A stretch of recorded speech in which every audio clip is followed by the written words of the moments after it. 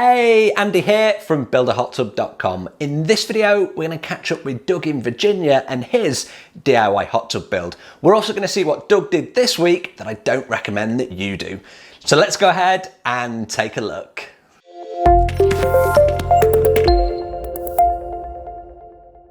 Okay, so before we get stuck in to see how Doug's been getting on this week, I've got a special shout out. So big shout out to Hunter and Olivia. They're Doug's kids, they're avid watchers of certainly this playlist and how their hot tub is progressing. Your dad's doing a great job, and a big thanks to Doug for all the photos as well.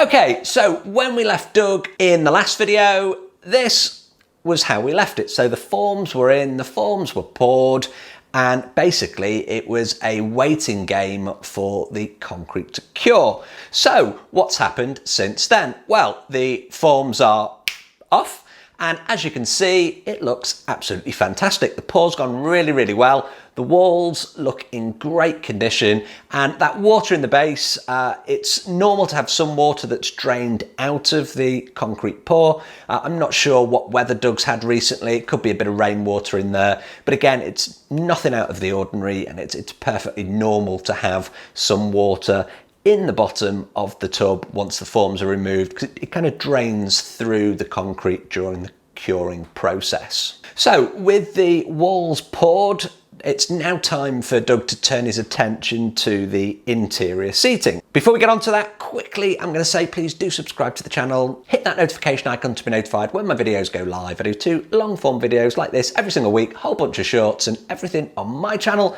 focuses on DIY hot tubs, plunge pools, parts, and pretty much everything in between. I think I've said that as quick as I possibly can. Okay, so over to putting the interior seating into the hot tub. Now, you could go ahead and pour just like he's done for the walls, but it's kind of expensive. I mean, concrete is an expensive material. A cheaper way, and just as good, is actually using CMU block. And you can see behind me what's going on here. Doug's got a couple of rows of CMU block. He's dropped in some rebar there. It's basically to hold the blocks together. There's no actual structural requirement, if you like, for the interior seating. The exterior walls, they've all been tied into the base, and that's where the real strength of the structure comes from. So the bench seating is there purely for convenience and a feature that you're going to sit on when your jets are on. So things were progressing nicely for Doug this week, right up until the point that I get this email. And as you can see, Doug is a little bit concerned. So what has happened? Well, whilst Doug was putting in the blocks for the interior seating, one actually fell off, and it fell off the top of the hot tub, and it's gone in and it's caught the jet on the way down. And this here is the mess that's left behind. So this piece here should actually look like this, and it's perfectly smooth. There's a little groove behind, that's to allow the concrete to get in and make a good seal.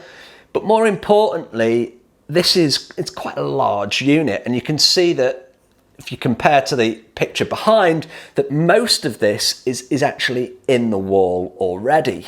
So if Doug was going to try and replace this smashed, it's going to make a right mess.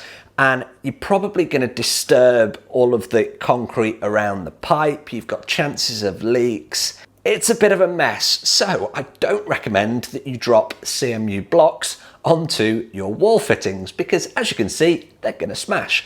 So what's the solution? Well, firstly, I did reply to Doug and say, look, don't worry, it's not the end of the world. Here's what we're going to do. So the role of this wall niche is to provide a nice flat surface for the jet holder to butt up to.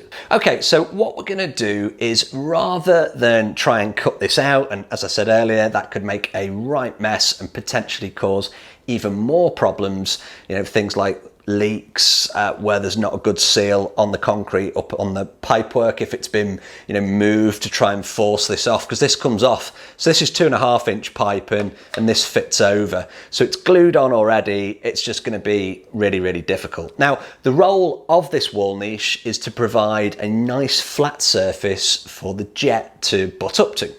And what we're going to do is we're going to build up the, I say we, Doug's going to do all the hard work. I'm just there with some ideas when things go wrong. He's going to bring the finished surface forward and he's going to finish it as normal. And what he's then going to do is either cut any of the pieces off that are sticking out or sand it flat. But basically, he's going to end up with a surface that looks more like a piece of pipe rather than a wall niche. And because you're then having a jet holder that's going to go into that and a jet that's going to go on top, it's going to cover up those imperfections, if there is any, because I still think you can finish that perfectly neatly around. Even with the broken wall niche, you can, you know, cut that out, as in, you know, tidy it up, not remove the whole thing. It just means you can get away without having to try and change that wall niche. So, as I said, I don't recommend you drop bricks on them. It will give you a sleepless night, as it did Doug, and the result is, you know, it's going to be okay.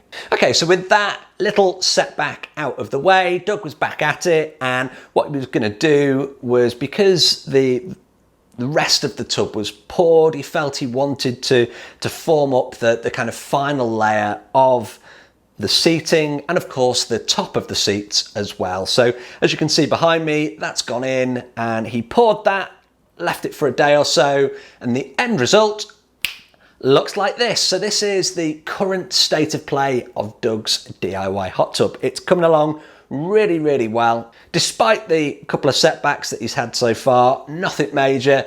And as you can see in the background, he's also got the forms in for those steps. So I'm sure that that will be covered in the next update as well. Once the steps are poured, once it's cured, it's then onto waterproofing. So it starts to get exciting. As always, I hope you found this short video useful. I appreciate the view. Thanks ever so much for watching. Do get in touch if I can help you with your project, and I will see you on the next video. If you've liked this video, please do like, share, and subscribe to the channel. I'll see you on the next video.